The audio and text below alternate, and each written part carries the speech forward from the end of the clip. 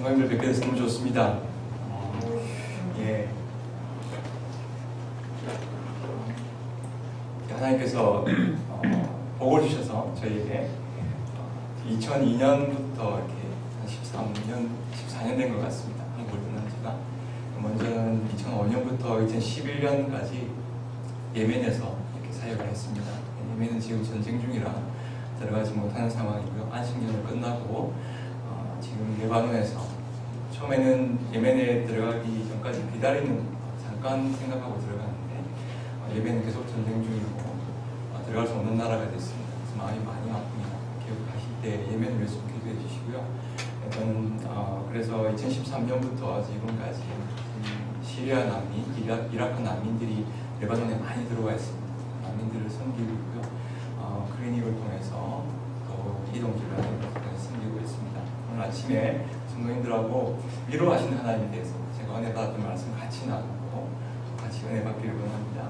제가 잠깐 기도하고 말씀 나누겠습니다. 주님 감사합니다. 주님의 말씀으로 인해 감사하고 주님의 임재하심을 통해서 저희들과 늘 함께 하시는 그 위로의 하나님을 우리가 경험할 수 있게 해주시는 것 감사를 드립니다. 엠마오로 가는 두 제자에게 주님께서 말씀을 풀어주셨을 때 그들의 마음이 뜨거워졌듯이 오늘 이 시간도 주님의 말씀으로 인해 저희 마음이 뜨거워지게 하여 주옵소서. 예수님 이름으로 기도드립니다. 아멘.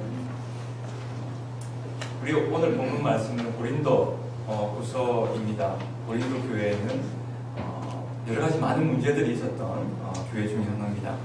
사도 바울이 고린도 교회에 이렇게 편지를 쓴 이유도 이런 고린도 교회의 문제들에 대해서 조언하고 어떻게 하면 좀 해결할 수 있을까 고민들이 고린도 후서에 담겨 있습니다.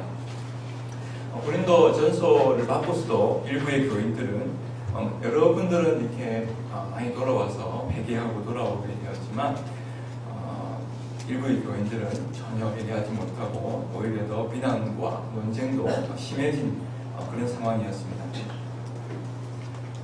그래서 여전히 사도 바울에 대한 거짓 교사들의 이신 공격과 잘못된 교리들이 교회를 많이 힘들게 했습니다. 그래서 다시 사도 바울이 편지를 쓰게 되었는데 그것이 고린도 후서입니다. 고린도 교회의 거짓 교사들이 이렇게 사도 바울을 공격했던 이유가 뭐냐면 사도 바울이 진정 하나님께서 인정한 사도라면 어떻게 이렇게 사도 바울은 고난을 겪으면서 살고 있을까? 이런 문제에 대한 것들입니다. 하나님께서 인정한 사도라면 이렇게 고난을 받으면서 살 리가 없다라는 것이죠. 사도 바울은 그가 당하고 있던 환난과 고난, 그로 인한 하나님으로부터의 진정한 위로가 오히려 자신이 사도라는 것을 증명하는 것이라고 역설하면서 설명하고 있습니다. 고린도후서 1장 3절 7절은 성경에서 이 위로에 대해서 말하고 있는 가장 훌륭한 구절입니다. 이 짧은 구절 안에 이 위로라는 단어가 10번이나 사용되고 있고요. 이 신약 성경의 3분의 1이 바로 이 짧은 구절 안에 다 들어있습니다. 그래서 우리도 이 고난을 받고 어려움을 겪게 될 때 때로는 하나님께서 나를 심판하시다. 내가 잘못된 죄를 범하고 그랬기 때문에 나에게 고난을 주시지 않는가라는 생각을 할 때가 있습니다. 또 우리 주위에 그런 고난을 받는 사람들을 보면 혹시 저분이 죄를 지어서 그런가? 이런 생각을 할 때도 있습니다. 우리가 그리스도인들이 경험하게 되는 고난에 대해서는 많이 다르게 해석할 수도 있고 상황에 따라서 적절하게 해석하는 것이 굉장히 좀 어려울 수도 있습니다. 잘못 판단해서 그냥 일반화시켜서 판단을 하게 되면 욥의 친구와 같은 그런 어떤 잘못된 일들을 우리가 할 때도 있습니다. 또 그런 분들을 더 힘들게 할 때도 있는 것이죠. 제가 병원에서 이렇게 근무할 때도 보면 암이 걸린 환자분들이나 사고를 당한 환자분들을 이렇게 신방 모시고 또 친구분들이 와서 방문하고 이럴 때 그런 판단들 때문에 힘들어 하시는 분들도 많이 보게 되었습니다. 하지만 고린도후서 1장에 나타난 사도 바울의 설명에 우리는 좀 귀를 기울여야 됩니다. 사도 바울이 그만큼 영향력 있게 사역을 할 수 있었던 것은 오히려 이 고통과 환란이 있었기 때문이라고 이야기를 하고, 사도 바울의 그 영향력 있는 기도력은 바로 이 고난과 환란으로부터 나왔다는 것을 이야기를 해주고 있습니다. 대부분 고난과 환난은 우리 믿음이 부족하거나 또 우리의 지연죄로 생각해서 하나님께서 징계하시는 것으로 간주할 때가 있고, 또 평탄하고 문제가 없는 삶을 하나님께서 주시는 복이라고 생각할 때가 있지만, 사도 바울의 삶을 통해서 나타나는 것은 오히려 그와 정반대되는 것입니다. 사도 바울은 하나님의 나라를 위해서 고난을 받아야 했고, 그것으로 끝이 아니라 그 고난 가운데 진정한 하나님의 위로를 경험하게 되었으며, 하나님께서 주시는 그 위로로 이제 고린도 교회뿐만 아니라 많은 환난과 고통 가운데 있는 사람들을 위로할 수 있게 되었다는 것이 바로 이 본문의 중요한 핵심입니다. 이제 이 본문의 핵심적인 위로에 대해서 두 가지로 오늘 아침에 같이 성령님과 생각해 보고자 합니다. 첫 번째는 우리가 위로받고 위로할 수 있는 그 바로 근원이 바로 우리 위로하시는 하나님이시라는 것입니다. 3절과 4절의 말씀을 보면 바로 하나님께서 우리의 위로가 되신다는 것입니다. 우리가 그리스도인으로서 이 세상을 살아갈 때 어떻게 보면 고난은 필연적인 것입니다. 하나님께서 하나님의 백성에게 약속하신 것은 고난 없이 평탄하게 살아가게 해줄 것이라는 것이 아니라 그 고난 가운데서 함께 해주시겠다는 약속입니다.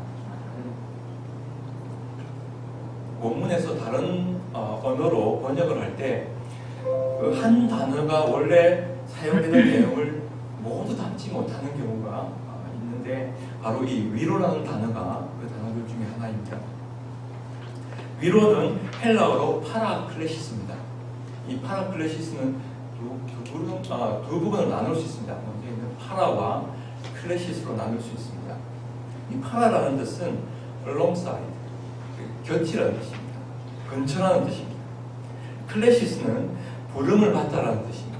그래서 합쳐보면 직역하면 곁에 부름받다라는 뜻입니다.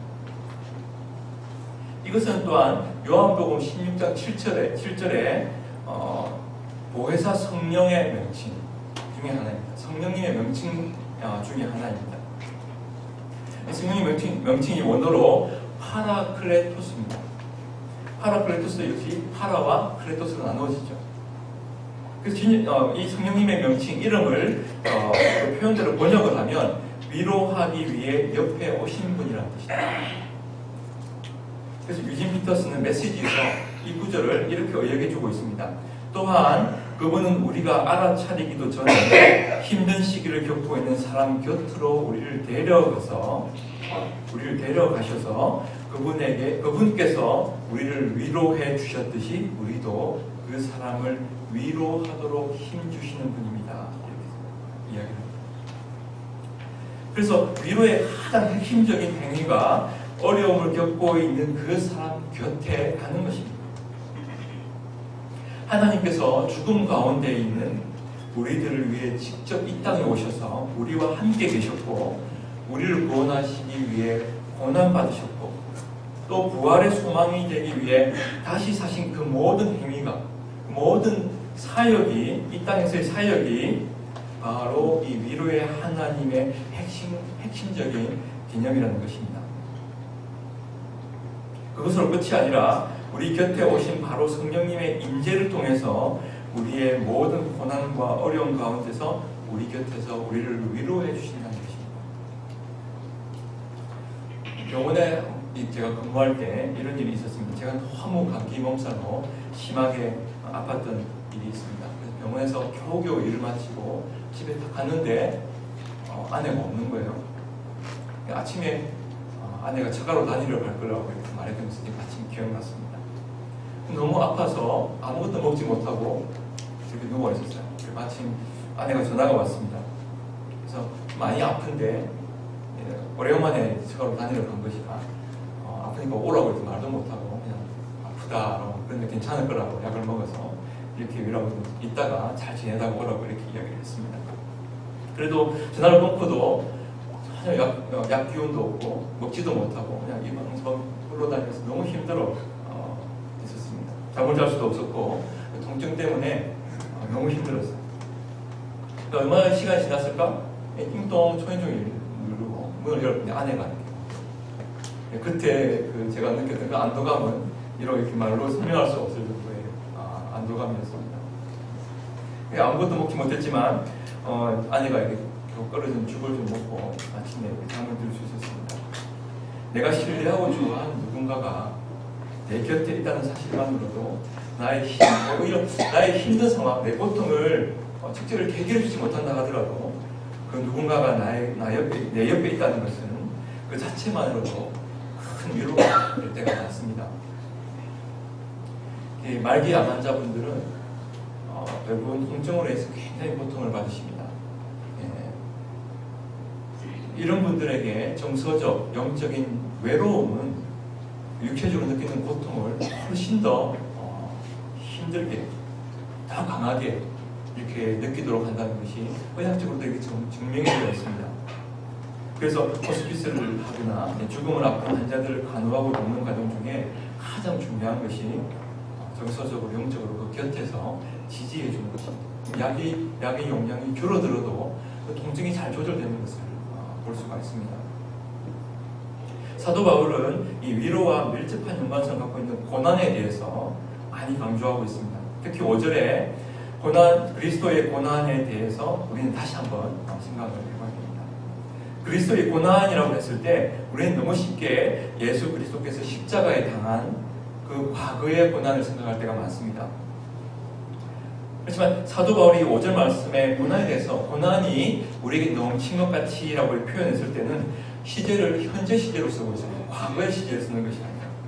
그것이 무슨 의미가 있는가 하면 그리스도께서 과거에 고난받았던 그것을만 이야기하는 것이 아니라 그 하나님의 교회가, 그리스도의 교회가, 그리고 그리스도의 사람들이, 그리스도인들이 고난을 받고 있는 것들을 언급하고 있다는 것입니다.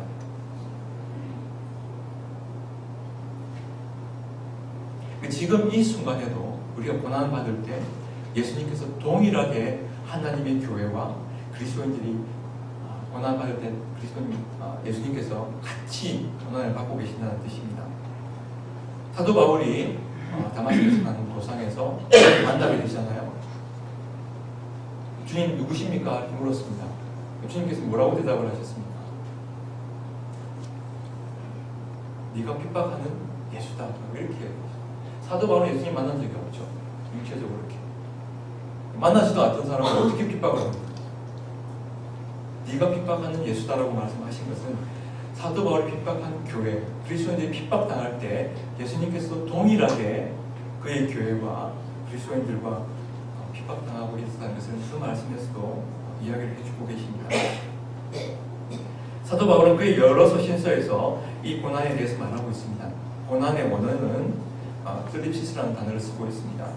이 고난의 의미는 우리가 이 세상에서 살아가면서 경험하는 일반적인 그냥 아픔, 고통, 두려움, 좌절 이런 것을 의미하는 것이 아닙니다. 그것도 포함되어 있지만 더 중요하게 의미하는 것은 뭔가 하면 특별히 적대적인 세상의 그리스도인들에 대한 핍박과 반대를 의미합니다. 이 고난은 하나님의 백성들이 종말이 오기 전에 마지막 때에 마땅히 받을 것으로 예상하게 되는 그런 고난을 의미하는 용어입니다.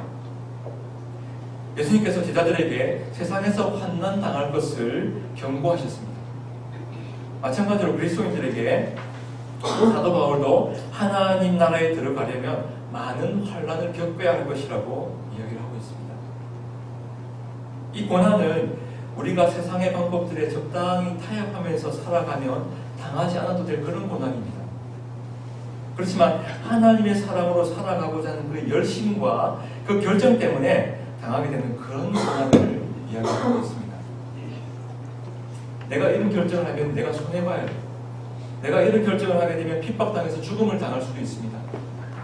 그런 고난을 이 단어가 표현을 하고 있다는 것입니다.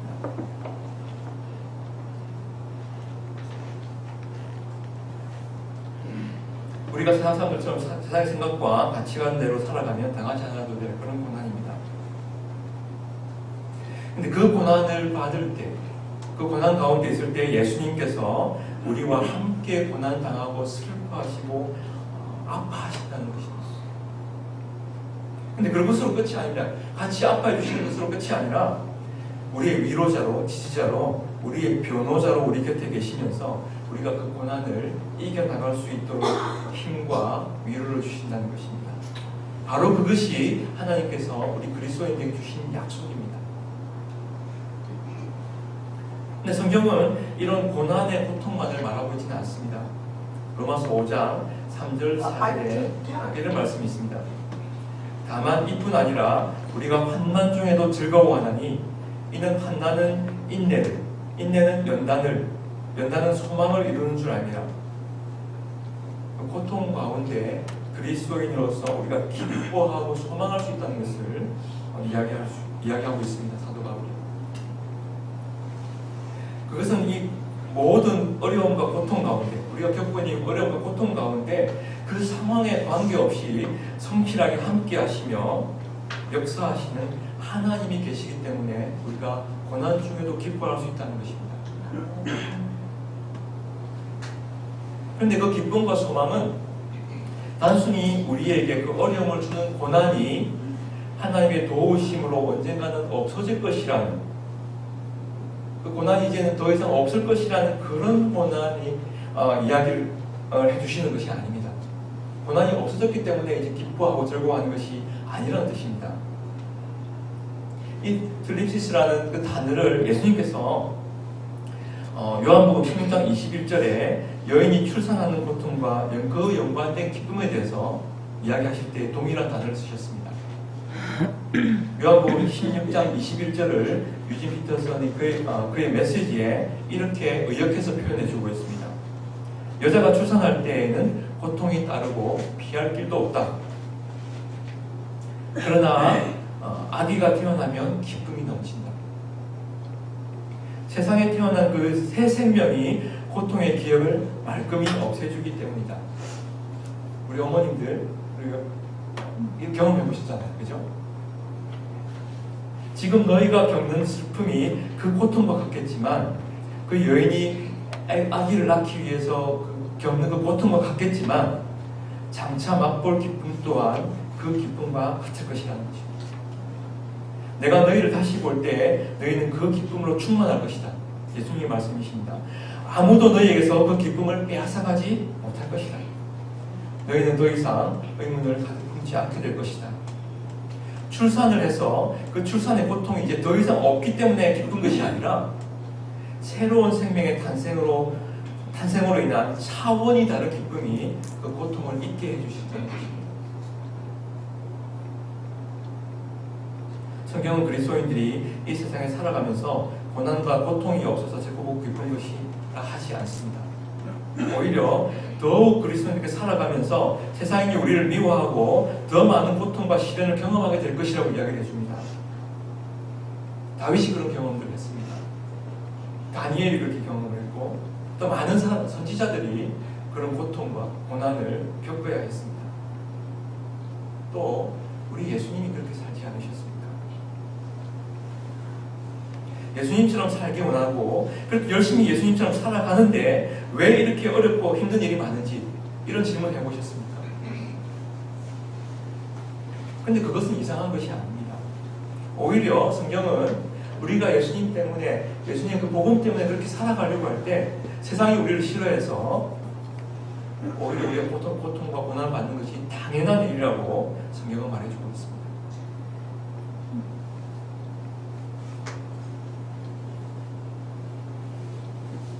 첫 번째 제가 말씀드렸던 것이 우리가 위로하고 또 위로받고 위로할 수 있는 그 근원이 바로 하나님이 위로의 하나님이시기 때문이라고 말씀드렸습니다.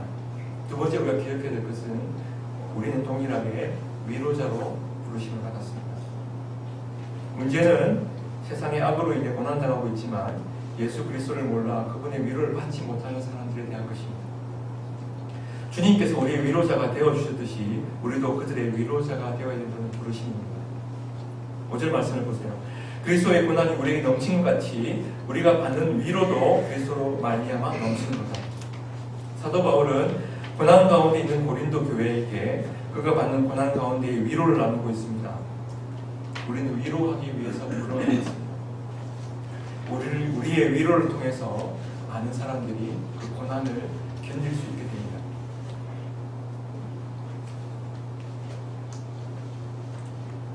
이 위로라는 단어는 또 하나의 중요한 개념을 가지고 있습니다. 위로의 정의가 뭐라고 그랬죠? 어떤 사람의 곁에 가는 것이라고 그랬지 않습니까? 또 하나의 중요한 개념을 갖고 있는데 이것은 전쟁터에 나간 왕이 자기의 군사들을 이 전쟁에서는 지면 안 된다고 뒤에 서서 창을 가지고 군사들이 적군과 함께 맞서 싸울 수 있도록 격려하는 것을 그 내용을 담고 있습니다. 12세기경에 그려진 프랑스 베이유 벽걸이 융단이 있습니다.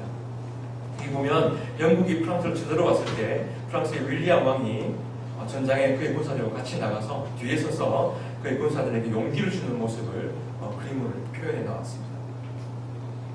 성경에 사용된 이 위로라는 개념이 바로 이런 개념을 같이 가지고 있습니다. 다시 말하면 성경에서 말하는 위로의 개념이 고난받는 사람들과 함께 있어주는 행위에 더해서 그 고난받는 사람들을 격려함으로 말미암아 그 고난과 맞서 싸워 이길 수 있도록 해준다는 것을 포함하고 있다는 것입니다. 왕이 뒤에 서서 이 전쟁에서 우리는 질 수가 없어. 꼭 이겨야 돼. 우리가 지면 어떻게 돼? 너희 가정과 우리가 지금까지 살아왔던 모든 투쟁을 다 잃게 돼. 너희 가족들을 생각해야 된다. 너희 아들과 딸들을 생각해야 된다. 이 전쟁에서 우리는 지면 안 된다. 꼭 이 전쟁에서 우리가 이겨서 막아내야 된다고 왕이 자신의 군사들을 격려하는 모습을 담고 있습니다. 이것은 그리스도께서 죽음과 악에 맞서 싸워 죽음을 이겨내신 그 부활의 역사를 통해서 우리도 그리스도를 통해 이 교난을 이겨낼 수 있도록 함께 해주시는 그 약속에 기인한 것입니다. 어쩌면 이 위로의 행위가 수개월이 걸릴 수도 있고 수년이 걸릴 수도 있습니다. 중요한 것은 그 어려운 당한 사람이 나의 몇 마디 말로 위로를 받는 것이 아니라 진정한 위로의 하나님을 경험할 수 있도록 우리가 그 곁에서 지지해주고 인내하며 그 고난을 이겨나갈 용기를 주는 것입니다. 바로 이것이 우리 그리스도인이 해야 할 일이고 또 교회가 해야 될 일입니다. 우리는 인터넷과 텔레비전 이런 것을 통해서 여러 가지 살아난 정보를 얻게 됩니다. 이런 매체를 통해서 혹시 여러분들 당신은 스스로를 만족시키고 기쁘게 하려고 하는 대신에 어려움에 있는 사람들을 돌아보고 더욱 그들에게 관심을 가져야 된다는 메시지를 들어본 적이 있으십니까? 가끔 유니세프나 이런 쪽에서 이렇게 어려움을 당한 아이들을 보여주고 도와달라고 이렇게 요청을 하죠. 하지만 대부분 드라마나 영화나 광고나 이런 것들을 보면은 어떤 내용들을 담고 있습니까? 새롭게 단장한 신상품이나 휴가를 어떻게 하면 더 멋있게 보낼 수 있는지, 그리고 우리 자신을 위한 새로운 물품, 새로운 자동차, 이런 것들에 대한 광고로 넘쳐나는 것을 볼 수 있지 않습니까? 그리고 당신은 열심히 살았기 때문에 이런 정도를 누릴 수 있는 것은 당연한 일이라고 여러분들을 설득합니다. 교회에서도 우리는 비슷한 논리를 발견하게 됩니다. 우리가 하나님께 많은 것을 충성했다고 생각하면서 하나님을 설득해서 우리의 필요한 것들을 받아내려고 그렇게 기도하시지 않습니까?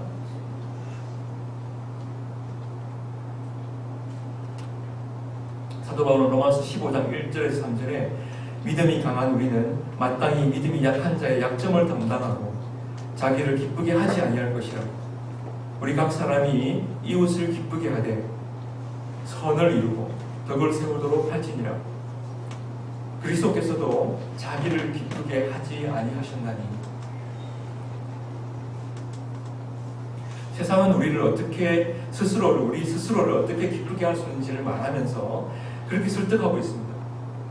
이런 것들을 사고 이런 것들을 먹어야 당신들은 기뻐할 수 있다고 이렇게 설득하는 것들을 많이 보게 됩니다. 하지만 성경은 스스로 기쁘게 하는 대신 다른 사람들을 어떻게 기쁘게 할 수 있는지를 더욱 생각해야 한다고 말씀하시면서 그리스도께서 그렇게 사셨다고 이야기합니다. 그리고 이것이 의무감으로 그렇게 하는 것이 아니라 오히려 그렇게 살아가는 것이 우리에게 진정한 기쁨을 준다는 사실을 가르쳐주고 있습니다. 우리 사회는 헌신을 경계하지 않습니다. 온통 주변의 안락함과 편리함만을 이야기합니다. 어떻게 보면 한국이나 미국에서 풍성함을 누리고 살면서 우리는 오히려 하나님이 필요 없어질 수도 있습니다. 하나님 없이도 충분히 잘 살 수 있게 되는 상황들이 우리에게 벌어지게 되면서 얼마나 두려움인지 모릅니다. 우리가 가진 것들로, 우리의 삶으로, 내가 가지고 있는 지식과 내 능력으로, 내 사회적인 포지션으로 우리는 하나님 없이도 살아갈 수 있지 않습니까?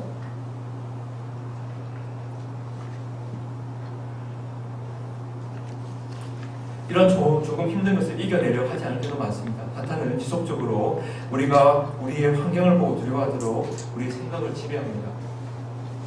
하나님을 바라보며 믿음으로 한 걸음 떼는 것을 어떻게 보면 지혜 없고 무턱대고 덤빈다고 이렇게 치부할 때도 있습니다. 손에 든 것을 바라보고 어떻게든 그것을 지키려고 우리가 안달할 때도 있습니다. 하나님께서 중요하다고 하는 복음을 나누고 선교하고 또 어려운 지역에 가서 하나님께 주신 그 위로를 나누라고 하는 이 메시지들은 굉장히 위험해 보입니다.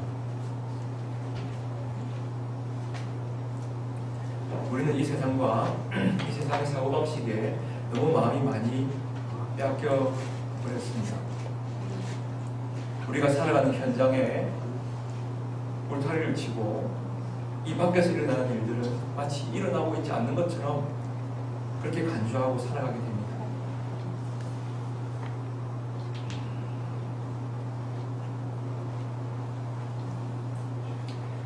시리아에서 전쟁을 시작한 지가 벌써 5년이 됐습니다. 저희가 사역하고 있는 레바논 인구가 450만 명, 4분의 1에 달하는 시리아 난민들, 100만 명, 150만 명이 되는 사람들이 국경을 넘어와서 이곳에서 살아가고 있습니다. 또 ISIS를 핍박과 테러에서 벗어나서 레바논 땅에 들어와 살아가고 있는 많은 또 이라크 난민들도 있습니다.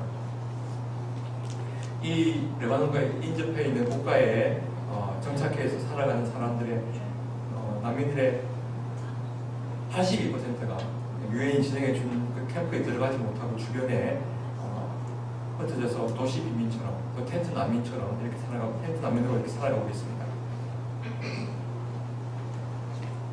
그나마 물질적인 여유가 조금 있는 사람들은 건물에 이렇게 방 하나 렌트를 해서 이렇게 살아가고 있지만 많은 사람들은 그것도 감당하지 못해서 빈민으로 또 텐트 난민으로 이렇게 살아가고 있습니다. 베카라는 지역에 많은 난민들이 이렇게 텐트나 그런 건물에 살아가고 있는데 짐작하실 수 있는 것처럼 굉장히 열악한 상황에서 살아가고 있습니다. 적은 일거리라도 있으면 이렇게 매일매일 살아갈 수 있지만 또 그런 일거리도 없는 사람들은 너무 힘든 상황에 그렇게 살아가고 있습니다. 역사적으로 레바논 사람들이 굉장히 시리아 사람들에게 핍박받고 특히 그리스도인들이 많이 죽임당한 그런 적도 있었거든요. 그래서 이 난민들이 들어왔을 때 도와주려고 하지 않는 경우도 많습니다. 이렇게 난민들은 육체적, 정서적으로 굉장히 공고한 상태에 있습니다. 전쟁을 해서 다치고 있고 다쳐 있고 병들어 있습니다. 정서적으로는 이렇게 많은 두려움과 불안에 들고 있습니다. 하지만 이런 가운데 이런 문제들을 가지고 온 것이 그 원인이 이슬람이라고 생각하고 그것을 이제 인식하는 그런 사람들이 많아지고 있습니다. 시리아는 아랍 국가 중에서도 복음이 들어가기 가장 어려운 나라 중에 하나였습니다. 사회주의 국가였고 나라에서 완전히 이렇게 정부에서 통출을 하기 때문에 들어가서 선교사들이 살아남기도 어렵지만 또 그것을 살아남아서 언어를 배워서 복음을 전하는 것도 굉장히 어려운 나라 중에 하나였습니다.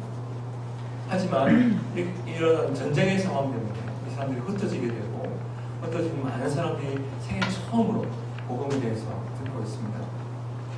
최근 한 10여 년 동안 가장 건강하고 강하게 성장하는 교회가 어느 민족의 교회인지 혹시 아십니까? 우리 세미나에 오신 분들 다 들어서 아실 건데 이란 사람들의 교회.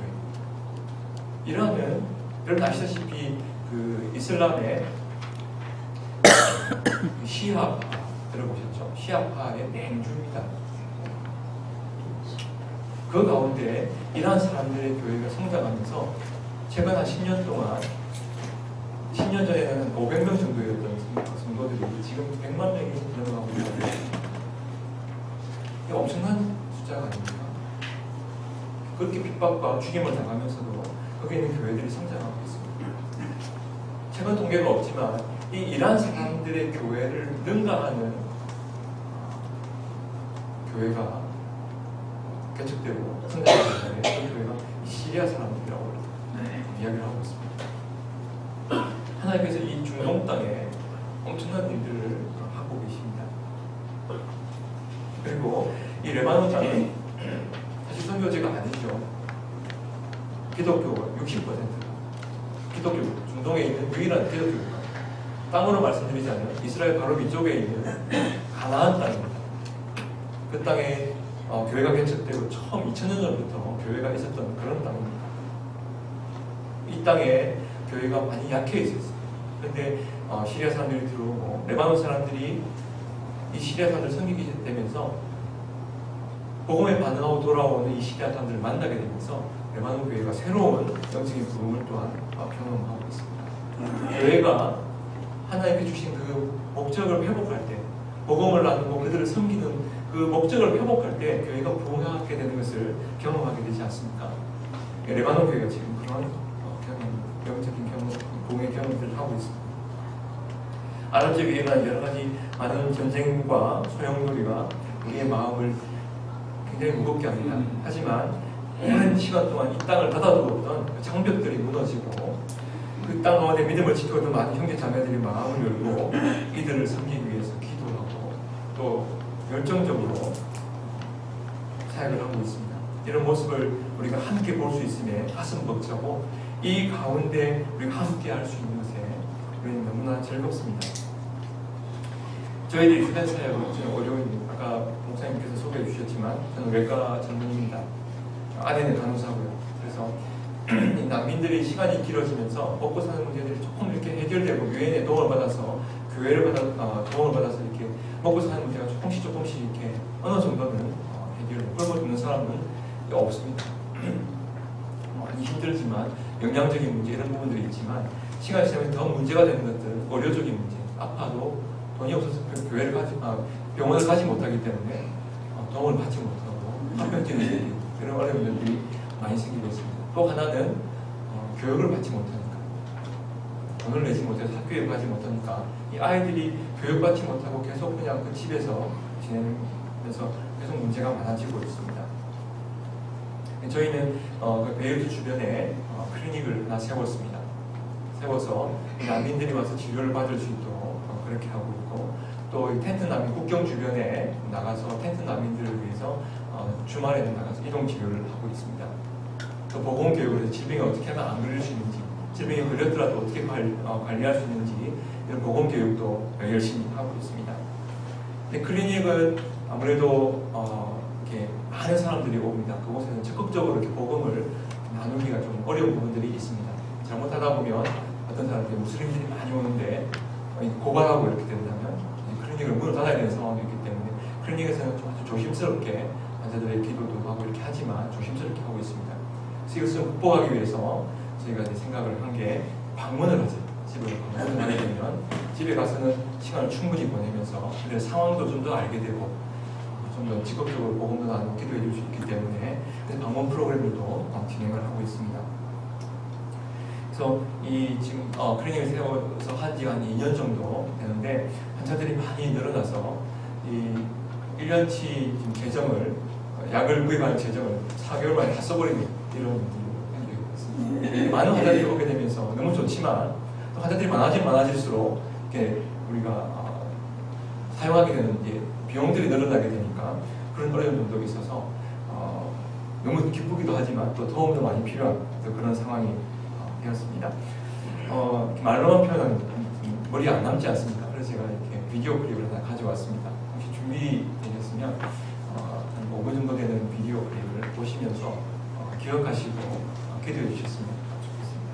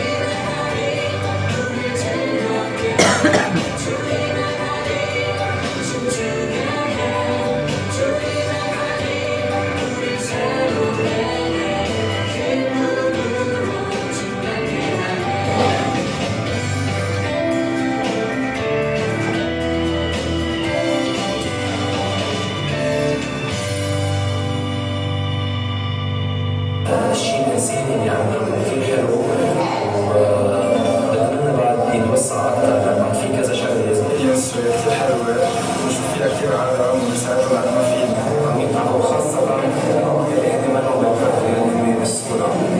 يا رب يوفقهم.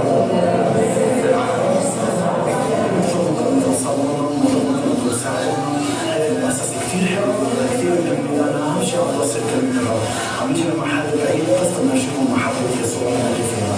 بشكركم وصلوا. تعاوننا مع بعض بشكل حلو. بشكرك. اليوم فرحنا كثير كثير كثير.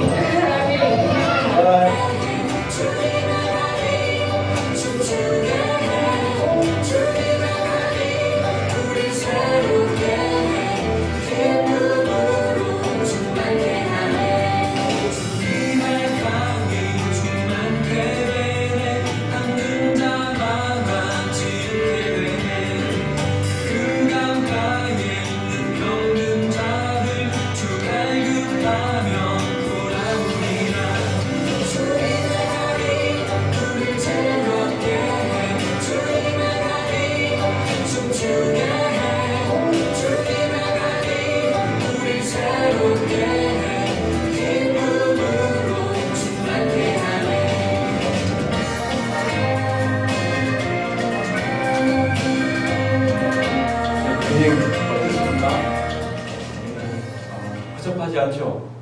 생각보다 너무 좋다 이렇게 보이시죠, 그죠? 예, 어떤 의사들은 우리 클리닉에 와가지고 베이루트에서 제일 좋은 클리닉이다 이렇게 이야기를 해줍니다. 난민들이 어떤 나라 없는 서름들을 많이 겪잖아요. 가면 푸대접 당하고 특히 병원에 가서 일반 병원에 가서 이렇게 치료받으려고 하고 이렇게 좀 푸대접 받고 이렇게 힘듭니다. 저희 클리닉에 와서는 푸대접 받지 않도록 깨끗하게 유지하고 와서 편안함을 누릴 수 있도록 와서 어디든지 가도 저희 클리닉에 와서 어떤 의사들을 만나도 잘 들어주고 그런 어떤 감정적인 어려움을 회복할 수 있도록 그렇게 돕고 있습니다.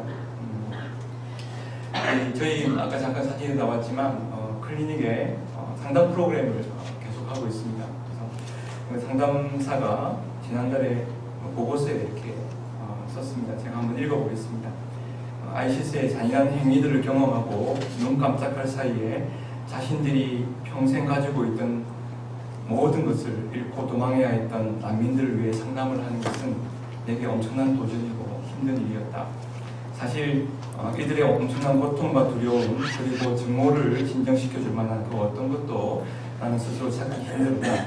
하지만 이 상황에서 하나님에 대해 이야기하는 것 외에는 다른 것을 찾을 수가 없었다. 그 하나님 바로 내가 죽음의 음침한 골짜기로 다닐지라도 해를 두려워하지 않을 수 있도록 해주시는 바로 그런 분이시다. 그의 아들과 딸을 보호해 주시는 하나님의 능력을 나누고 그 은혜로 그들의 삶을 다시 회복할 수 있도록 도울 수 있는 것은 내게 큰 은혜이다. 지난주 버거킹의 아이들을 초대해서 함께 시간을 보내며 그들의 얼굴에서 미소를 다시 볼 수 있었던 것은 내게 또 하나의 축복이었다. 거기서 그 어린 아이들의 이야기를 듣고 평소에 잘 먹지 못하는 햄버거도 먹고 놀이터에서 노는 모습을 보며 나는 기도를 했다. 고통과 두려움으로 가득 찬 이 아이들의 기억들이 예수의 소망과 기쁨의 기억들로 바뀌어 충만해질 수 있기를 위해서. 사진이 잠깐 나왔지만 좀 오래 살았던 사람들은 최근에 들어온 또 난민들은 굉장히 건물 안에서 이렇게 난방이 잘 되지 않기 때문에 좀 힘든 시간들을 이렇게 많이 보내는데 특히 겨울에 아주 춥거든요.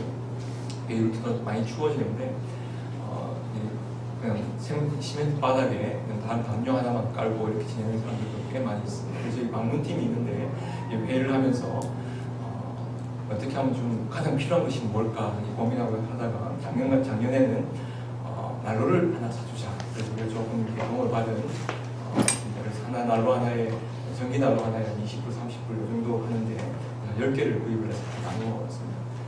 보니까 너무 필요가 많아가지고 좀 더 도와줄 수 있으면 좋겠다 해서 한국에 있는 여러 친구들과 요청을 했더니 좀 도와주셨어요. 그래서 지난 겨울에는 60개 정도의 난로를 이렇게 하나씩 돌릴 수가 있었어요. 이게 환자들, 방문했던 환자들 중에 제일 어려운 환자, 가정을 뽑아가지고 너무 좋아하고 그것을 통해서 참 실제적인 도움이 됐기 때문에 그분들에게 좀 좋은 큰 위로가 되는 시간이었고 그것을 너무 좋아하니까 감사해하고 저희들도 참 그런 일들을 진행하면서 많이 기뻤던 경험이 있습니다. 말씀을 정리하겠습니다. 지금도 그의 교회와 함께 고난받으시는 그리스도의 고난에 동참함으로 우리는 또한 그의 위로를 누릴 수가 있습니다.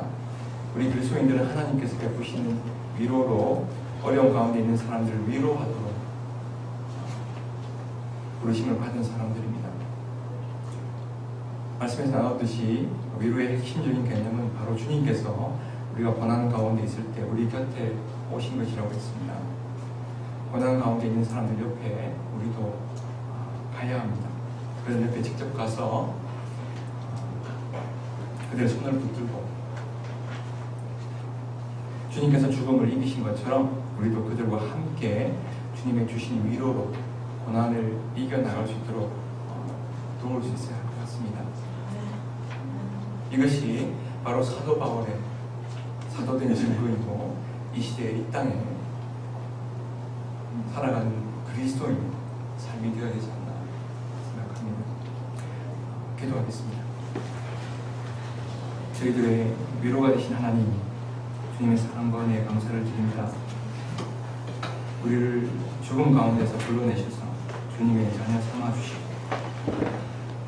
우리가 이 땅 가운데 살아가며 고난과 어려움 가운데 있는 저희 곁에 오셔서 위로해 주신 주님을 다시 한번 생각합니다. 또 감사합니다. 저희들의 주위에 많은 사람들이 주님의 위로를 받지 못하고 건강 가운데 절망하며 살아가는 사람들이 있음을 저희들이 듣고 또 압니다. 주님께서 우리를 위로해 주시겠다는 그 위로로 이 사람들 곁에 가서 우리도 또한 그들을 위로할 수 있게 되기를 원합니다.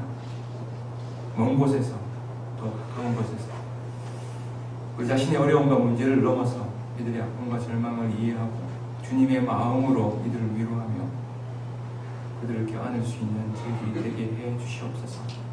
시리아의 많은 사람들, 고아와 과부, 그리고 전쟁의 한가운데서 하루하루를 두려움과 슬픔으로 살아가는 사람들이 있습니다.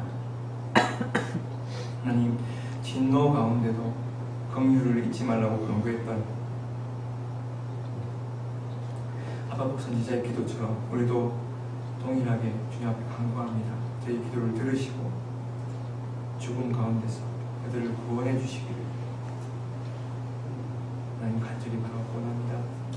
이 죽음의 전쟁 소식 가운데 많은 사람들이 오히려 주님의 사랑과 진리를 깨닫고 돌아오게 해주시고 주님의 교회를 이 땅 가운데 강건하게 세워주시옵소서. 우리의 진정한 위로가 되어주신 예수 그리스도 이름으로 기도드립니다.